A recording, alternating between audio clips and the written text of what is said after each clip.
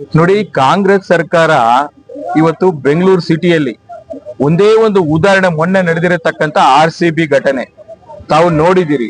11 ಜನ ಅಮಾಯಕ ಜೀವಗಳು ಅವರು ಜೀವನ ಬಿಡುವಂತ ಪರಿಸ್ಥಿತಿಗೆ ಕಾರಣಕರ್ತರಾಗಿದ್ದಾರೆ. ಒಂದು ಗುಂಡಿನ ಮುಚ್ಚಕ್ಕೆ ಯೋಗ್ಯತೆ ಇಲ್ಲದ ಸರ್ಕಾರ. BBMP ಸೆತೋಗಿದೆ.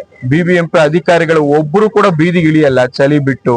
ಎಲ್ಲವನ್ನ ಕೂಡ ನೋಡ್ತಾ ಇದೀವಿ. ಬಹುಶಃ ಆಗ್ಲೇ ಮಾನ್ಯ ಉಪಮುಖ್ಯಮಂತ್ರಿಗಳು ಕೂಡ ಅವರೇ ಹೇಳ್ಬಿಟ್ಟಿದ್ದಾರೆ, ಬೆಂಗಳೂರು ನಗರವನ್ನ ಆ ದೇವರೇ ಬಂದ್ರು ಕೂಡ ಉಳಿಸಕ್ಕಾಗಲ್ಲ ಅಂತ ಹೇಳಿದ್ದಾರೆ. ಉಳಿಸಕ್ಕಾಗಲ್ಲ ಅಂದ್ಮೇಲೆ ಯಾತಕ್ಕೋಸ್ಕರ ಅಧಿಕಾರಕ್ಕೆ ಬರಬೇಕು?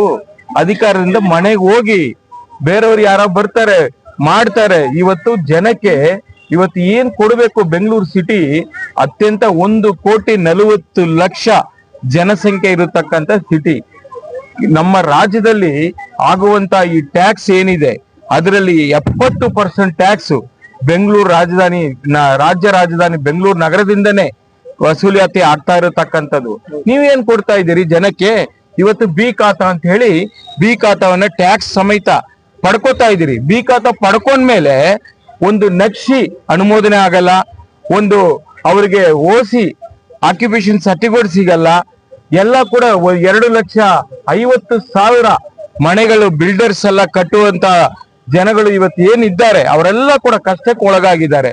ಇಡೀ ಶಾಪ ಆಗ್ತಾ ಇದ್ದಾರೆ. ಏನು ಡೆವಲಪ್ಮೆಂಟ್ ಕೆಲಸ ಆಗ್ತಾ ಇಲ್ಲ.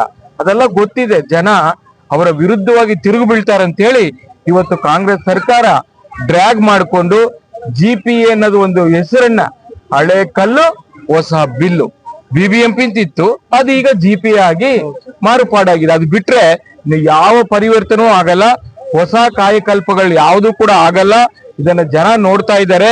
ಎಲ್ಲಿ ಚುನಾವಣೆ ಡಿಕ್ಲೇರ್ ಆದ್ರೆ JDS ಮತ್ತು BJP ಮೈತ್ರಿ ಬೆಂಗಳೂರು ನಗರವನ್ನ ಪಾಲಿಕೆಯನ್ನ ಹಿಡಿತದೆ ಅಂತೇಳಿ ಅವ್ರಿಗೆ ಭಯ ಶುರುವಾಗಿ ಇವತ್ತು ಚುನಾವಣೆಯನ್ನ ಮುಂದೂಡುವಂತ ಪ್ರಯತ್ನದಲ್ಲಿ ಅವ್ರು ಎಲ್ಲಾ ರೀತಿಯಲ್ಲಿ ಕೂಡ ಇವತ್ತು ಮಾಡ್ತಾ ಇರತಕ್ಕಂಥದ್ದು ಬಹಳ ಕ್ಲಿಯರ್ ಆಗಿ ಜನಕ್ಕೂ ಕೂಡ ಗೊತ್ತಾಗ್ತಾ ಇದೆ. ಇದು ಮುಂದಿನ ದಿನಗಳಲ್ಲಿ ಉತ್ತರ ಕೊಡುವಂತ ಕೆಲಸ ಈ ರಾಜ್ಯದ ಜನ, ಈ ಬೆಂಗಳೂರು ನಗರದ ಮಹಾ ಜನತೆ ಮಾಡ್ತಾರಂತೇಳಿ ಈ ಸಂದರ್ಭದಲ್ಲಿ ಸರ್ಕಾರಕ್ಕೆ ನಾನು ಹೇಳಲಿಕ್ಕೆ ಬಯಸ್ತಾ ಇದ್ದೀನಿ.